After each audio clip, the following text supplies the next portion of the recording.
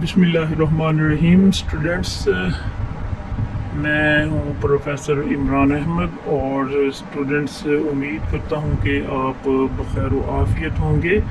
Students, جیسا کہ ہم پچھلے 2 لیکچرز میں بوہر کے ایٹامک ماڈل پر ڈسکشن کر رہے تھے، بوہر کے ایٹامک ماڈل کی اپلیکیشنز اور اس کی لمیٹیشنز پر بات کر رہے تھے، اس کے لمیٹیشنز کیا ہیں ان پر بات کر رہے تھے، اور اس کے ساتھ ساتھ ہم نے اس کے اندر جو تبدیلیاں دیکھی، جو اس نے بوہر کے ایٹامک ماڈل میں جو تبدیلیاں اس نے کر کے جو اس نے اپنا بوہر نے ماڈل دیا، جس میں اس نے ہمیں بتایا کہ جو نیوکلیس ہوتا ہے اس میں پازیٹیو چارج ہوتا ہے، جبکہ نیگیٹو چارجز اس کے ارد گرد مداروں کے اندر ٹریول کر رہے ہوتے ہیں، موو کر رہے ہوتے ہیں۔ تو آج اسٹوڈنٹس ہم سمر فیلڈ ایٹامک ماڈل کا مطالعہ کریں گے، جس میں جو مزید جس نے کیا کیا، جس نے بوہر کے ایٹامک ماڈل کی خامیوں کو دور کر کے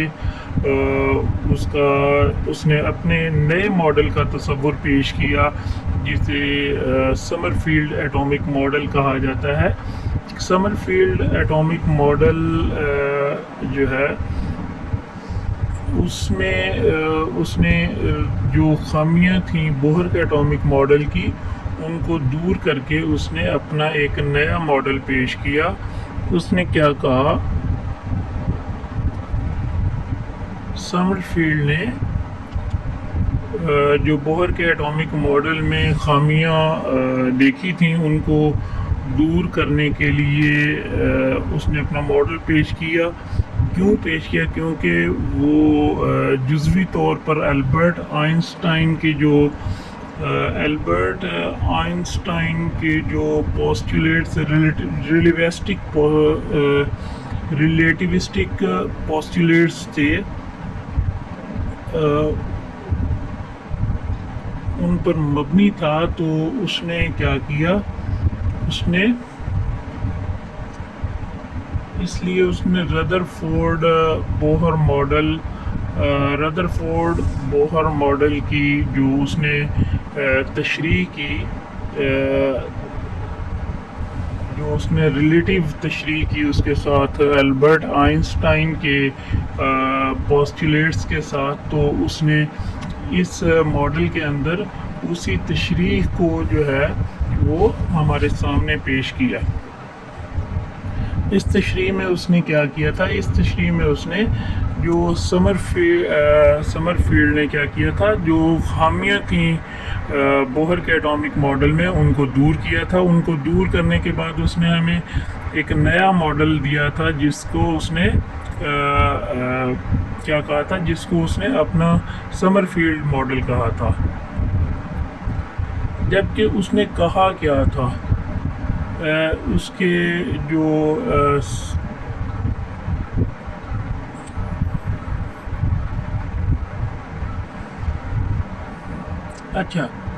اس نے کہا کیا تھا، اس نے الیکٹران کی توانائی کا تعین کیا تھا۔ اس نے کیا کیا تھا، the energy of electron is determined by quantum number. اس نے کیا کہا تھا کہ کوانٹم نمبر کا استعمال کر کے اس نے کیا کیا تھا، اس نے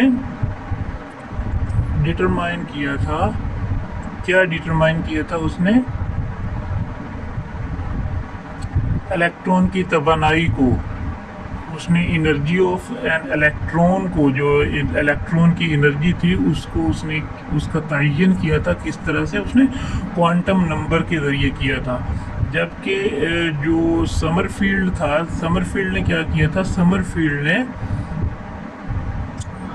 فیلڈ نے آربیٹل یا ایزیمیوتھل کوانٹم نمبر تیار کیے تھے۔ ایزیمیوتھل کوانٹم نمبر تیار کیے تھے، جن کو یوز کر کے اس نے کیا کیا تھا، آربیٹل اینگولر مومنٹم کا، الیکٹران کی جو آربیٹل اینگولر مومنٹم ہے وہ کیلکولیٹ کی تھی۔ آربیٹل اینگولر مومنٹم کیلکولیٹ کی تھی اس نے۔ کس طرح سے؟ اس نے ایزیمیوتھل کوانٹم نمبر یا آربیٹل کوانٹم نمبر کو استعمال کر کے سمر فیلڈ نے کیا کیا تھا، اینگولر مومنٹم جو تھی اس کو کیلکولیٹ کیا تھا۔ سمر فیلڈ ایٹامک ماڈل کے نقائص کیا تھے، نقص کیا تھے؟ ہاں، سمر فیلڈ ایٹامک ماڈل میں نقص یہ تھا کہ یہ ماڈل جو تھا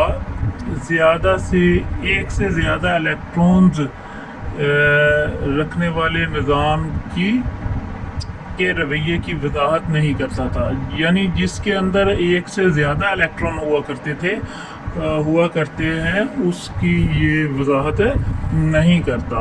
تو اس کے علاوہ یہ کیا کرتا ہے، اس کے علاوہ یہ زیمن ایفیکٹ اور اسٹارک ایفیکٹ کی وضاحت بھی نہیں کرتا۔ زیمن ایفیکٹ اور اسٹارک ایفیکٹ کی وضاحت بھی نہیں کرتا، اور تیسرے نمبر پہ وہ کہتا ہے کہ یہ ایک سے زیادہ الیکٹران پر مشتمل ایٹموں کے اسپیکٹرا کی وضاحت نہیں کر سکتا۔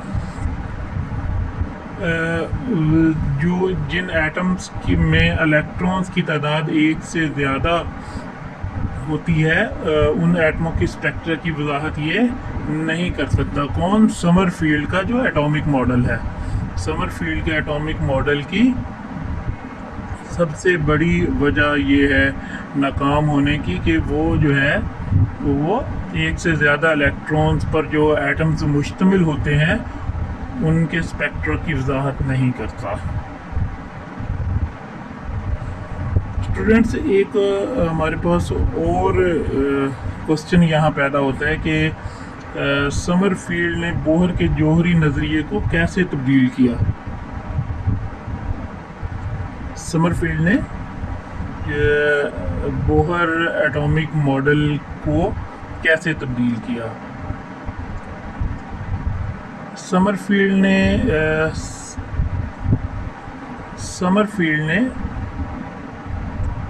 بوہر کے ایٹمی ماڈل کو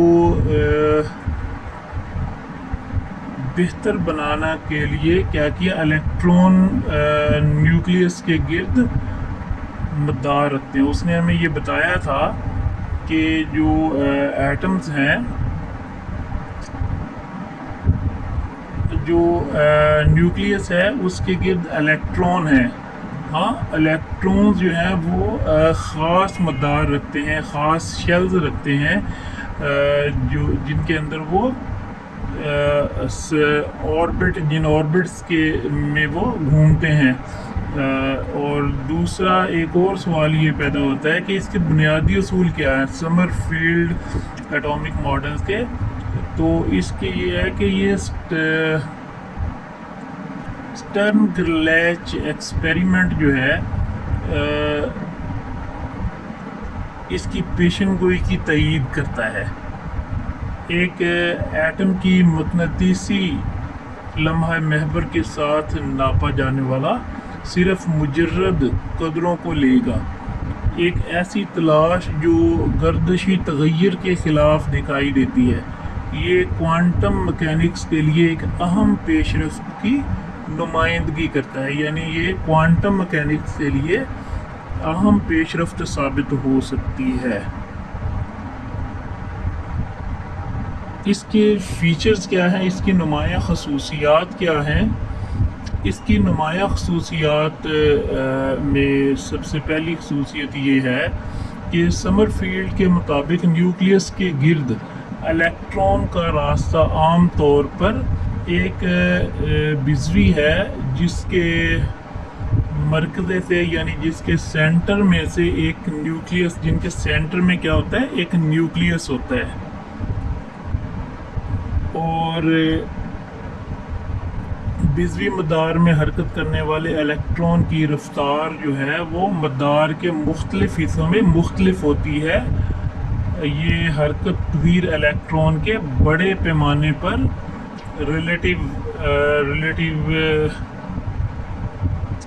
ریلیٹیوسٹک ویریشن جو ہے اس کی تغیر، جو ریلیٹیوسٹک تغیر جو ہے اس کا، یعنی اس کی جو رشتہ دارانہ تغیر جو ہے اس کا سبب بنتا ہے، یعنی اس کے جو الیکٹران ہیں ان کی رفتار ہر مدار کے اندر مختلف ہوتی ہے۔ کہیں پہ کم ہوتی ہے، کہیں پہ زیادہ ہوتی ہے، تو کہیں پہ نہیں بھی ہوتی، کہیں زیادہ ہوتی ہے، کہیں کم ہوتی ہے۔ اسی طرح سے ہمارے پاس ایک اور کوشچن ہے کہ سمر فیلڈ جو ہے اس کی توسیع کے ناکام ہونے کی وجہ کیا تھی؟ اس کی ناکامی کی وجہ کیا تھی؟ تو اسٹوڈنٹس،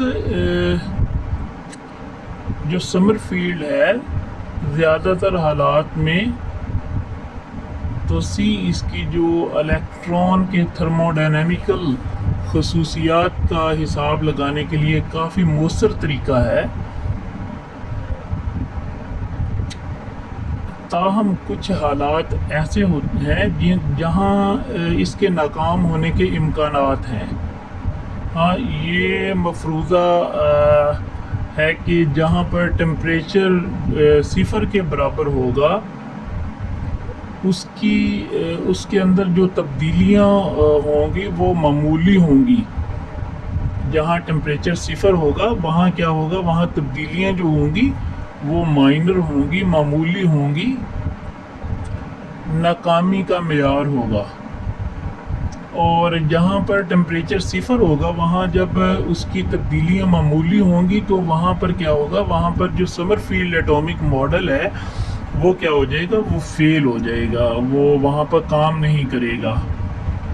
ہاں، ایک اور سوال یہ پیدا ہوتا ہے کہ سمر فیلڈ جو فری الیکٹران تھیوری کی حدود کیا ہے، اس کی لیمیٹیشنز کیا ہیں؟ اس کی لیمیٹیشن میں سمر فیلڈ فری الیکٹران تھیوری کی جو حدود ہیں، لیمیٹیشنز ہیں، وہ کیا ہیں؟ یہ سیمی کنڈکٹرز اور انسولیٹروں کی برقی یہ کیا کرتا ہے، الیکٹریکل کنڈکٹیوٹی ہوتی ہے جو سیمی کنڈکٹرز کی اور انسولیٹر کی، اس کو ایکسپلین کرنے میں، اس کی وضاحت کرنے میں ناکام رہا ہے۔ دوسرا یہ کہ یہ درجہ حرارت کی وجہ سے بھی ناکام ہوا ہے۔ یہ جو ہے یہ حرارت مخصوصہ، یہ دھاتوں کی جو حرارت مخصوصہ کے تصور کی وضاحت جو ہوتی ہے وہ کرنے میں بھی اس کو ناکامی کا سامنا ہوا ہے۔ اور چوتھے نمبر پہ یہ ہے کہ یہ الیکٹرونز کی اوسط آزاد راستے کی وضاحت کرنے میں بھی ناکام رہا ہے۔ جہاں پر الیکٹرون کی اوسط آزاد راستے کی وضاحت ہے، جہاں پہ free path of the electron, mean free path of the electron ہے، اس کو ایکسپلین کرنے میں بھی اس کو ناکامی کا سامنا رہا ہے۔ یہی وجہ ہے کہ جو سمر فیلڈ ایٹامک ماڈل ہے وہ فیل ہوا ہے۔ اور ہمارے پاس ہے کہ اس کا جو سمر فیلڈ ایٹامک ماڈل ہے اس کا نتیجہ کیا نکلتا ہے؟ اسٹوڈنٹس، سمر فیلڈ ایٹامک ماڈل کے جب ہم نتائج کو دیکھتے ہیں تو یہ فری الیکٹران ماڈل کو توانائی کے پھیلاؤ کے ساتھ آزاد ذرات کے طور پر دیکھتا ہے۔ وہ کیسے دیکھتا ہے؟ جیسے ہمارے پاس epsilon is equal to h کا 2/k/22m۔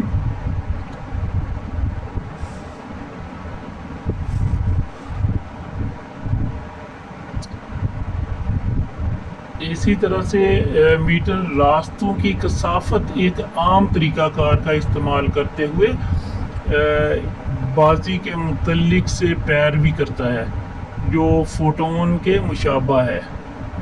اس کی جو analogous to that of photons, یعنی یہ پروسیجر جو ہوتا ہے یہ اینالوگس ہوتا ہے، یہ مشابہ ہوتا ہے کس کے؟ فوٹونز کے۔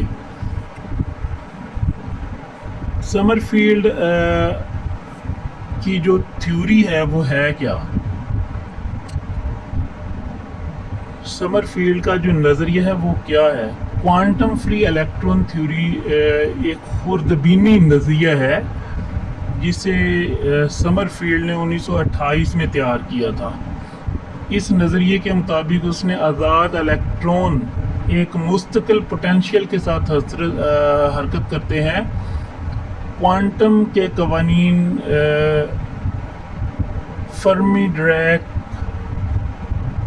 جو ہمارے پاس تھی اس کی پابندی کرتے ہیں۔ اور سمرفیلڈ کی دریافت کب ہوئی؟ Discovery of سمرفیلڈ۔ سمرفیلڈ نے ایٹامک اسپیکٹرا کے بارے میں اس کی تحقیقات نے اسے یہ تجویز کرنے پر مجبور کیا کہ بوہر کا جو ماڈل ہے اس میں الیکٹرون جو ہے وہ بیضوی مدار کے ساتھ ساتھ سرکولر مدار میں بھی حرکت کرتے ہیں۔ یعنی اس نے یہ دریافت کیا تھا کہ الیپٹیکل طرح سے جو مدار میں حرکت کرتے ہیں وہ سرکولر طور پر مدار میں حرکت نہیں کرتے۔ اس خیال سے اس نے ایزیمیوتھل کوانٹم نمبر وضع کیا۔ بعد میں اس نے مقناطیسی کوانٹم نمبر بھی متعارف کروایا، میگنیٹک کوانٹم نمبر بھی اس نے کیا کیا تھا؟ متعارف کروایا تھا۔ سمرفیلڈ نے کیا کیا تھا؟ اس کے پوسٹولیٹس کیا ہیں؟ سمرفیلڈ کے مطابق، بوہر سمرفیلڈ کے مطابق